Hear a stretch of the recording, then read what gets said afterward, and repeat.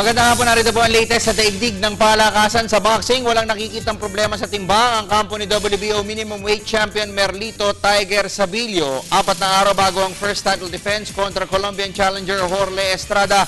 Sa katunayan, sinasabing 2 pounds over the limit na lamang ang timbang ng 29-year-old Pinoy Southpaw, kung kaya't light workouts na lamang ang pinagdaraanan niya ngayon sa ensayo.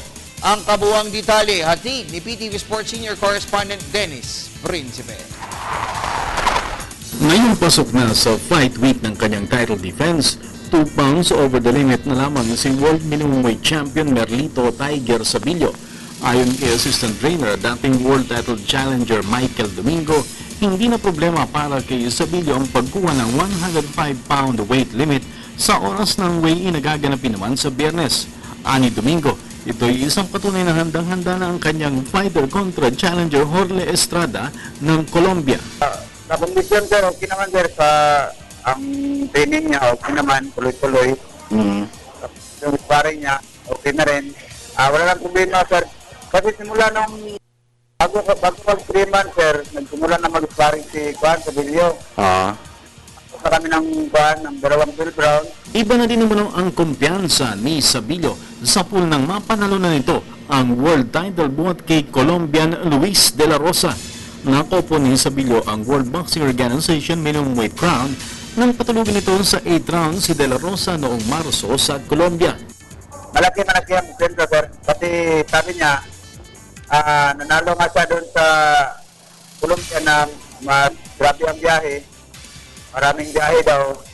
Napakita noon, dito pa kaya daw na sa lugar natin at saka maraming Pilipino nakasuporta. Maliban daw doon sa Colombia na 3 lang kami.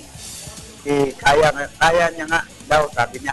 Itataya ni Sabilio sa unang pagkakataon ng WBO crown kontra Estrada sa kanilang 12-round title fight ngayong Sabado sa Soler Resort and Casino sa Pasay City. Para sa PTV Sports, Dennis Principe, Telebisyon ng Bayan. Lipat po tayo sa cycling, muling masisilayan ng Philippine Army team sa mga paparating na local cycling races sa bansa. Ito'y matapos ng pamunuan ng Philippine Army na bumuo ulit ng koponan. At ang napipisil na rumenda sa roster ng team, walang iba kundi si legendary Tour Champion Victor Espiritu. May report si Miss Cristabel de Leon. Bubuo ulit ng cycling team ang perennial champion maker na Philippine Army. Ang koponan na dating binabanderahan ni na former Tour Champions Victor Espiritu at Arnel Kirimit ay nagbabalak na bumalik sa aktibong kompetisyon, partikular na sa 2014 edition ng Ronda Pilipinas Cycling Spectacle. Ayon kay Team Guardian Paterno Cortan, mismo si Philippine Army Brigadier General Danilo Servando ang nagpahayag ng kagustuhang bumuo ulit ng team. May nababasa man yung Air Force Navy sa parang ganyan siya. Ba't daw may mga siglista naman kaming Army, ba't daw wala kaming interest? Sabi namin, wala kaming tao, kulo ang tao namin. Kaya sabi yun, mag-release daw, mag-ganap ng mga bata. At upang makapagparamdam agad sa kanilang cycling return, inaasikaso na ng Philippine Army ang pag-enlist sa mga top riders na sina Chris Joven, Daniel Asto at reigning Ronda Pilipinas champion Irish Valenzuela. Ang tatlo ay nais isama ng koponan sa kanilang pool of top-notch riders na kinabibilangan ni na Alfie Catalan, Alvin Benosa at Merculio. Target ng Army officials na kunin ang serbisyo ni legendary Tour Champion Victor Espiritu bilang head coach ng team. May kinuha kami 3 galing yung mga bata sa road ba talaga. Sino sila? Irish? Sila. Kaya lang Sino? na-order. Siguro last week na itong inayanda lang kasi order ng 2. Yung 3. Paglabas lang, tuloy-tuloy na yun. Punteriya ng Philippine Army na makabuo ng roster ngayong buwan upang maagang makapaghanda para sa pagsabak sa 2014 Ronda Pilipinas na sisigad sa Enero 15. Para sa PTV Sports, Cristabel de Leon, Telebisyon ng Bayan.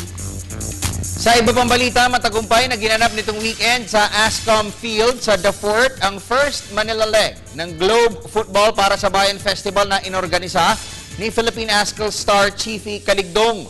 Layunin ng nasabing event na lumibot sa iba't ibang panig ng bansa at mapalawak na rin ang kaalaman ng mga Pinoy sa football bukod pa sa pagtaturo ng nasabing sport. Pero higit po sa spirit of sportsmanship, pake rin ng Globe Football para sa bayan ang makalikom ng pondo para sa 10,000 classrooms o 10 Moves Project. May report si Ms. Nicole Ramos. ng publiko ang Manila leg ng inaugural Globe Football para sa Bayan Project ni Philippine ASCO star Chiefy Caligdong. Dinaluhan ng halos 130 teams, itinuturing na pinakamalaking football festival sa Kalakhang, Maynila. Ang 2-day event na ginanap sa Army Services Command o ASCOM football field sa Taguig City. We're building 10,000 classroom nationwide, buong Pilipinas.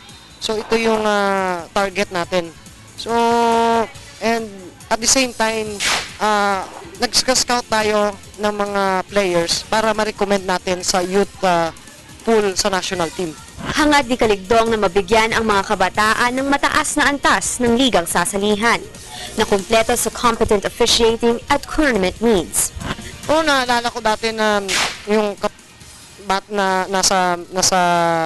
nasa pool pa lang ako, wala pa ako sa national team. Naglalaro ako ng 7-a-side. Sobrang saya nito kasi hindi lang katuwaan yung ganito, pero dito mo makikita yung sarili mo kung paano mo may bilang sa iba. Masaya kami dalawa, masaya kami lahat na yung Globe nag-support para to promote football sa bayan natin. Panig naman ni Globe External Affairs Head Giselle de Guzman, ang per-season torneo na lumilibot sa iba't ibang panig ng bansa ay mapupunta sa kanilang 10 Moves program na magproproduce ng 10,000 public school classrooms. Minamaximize namin o tinitake advantage namin yung opportunity, yung popularity ng football para mas makatulong pa at magkaroon pa ng isang mas malaking adhikain bukod sa i-promote ang football sa buong Pilipinas. Sinusuportahan ito yung tinatawag nating 10 Moves campaign. Yung 10 Moves campaign, ito yung isa itong social mobilization. Katulong namin dito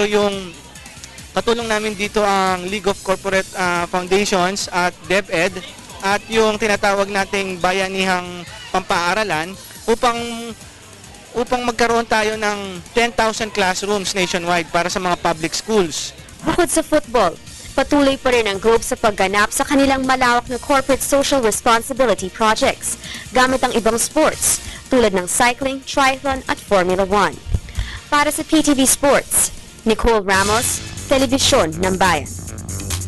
At yan po muna ang latest sa daigdig ng palakasan. Kung kayo po yung nabitin, tumutok sa amin mamayang alas 5 ng hapon sa PTV Sports. Ako po ang yan yung Coach Snow Badwa.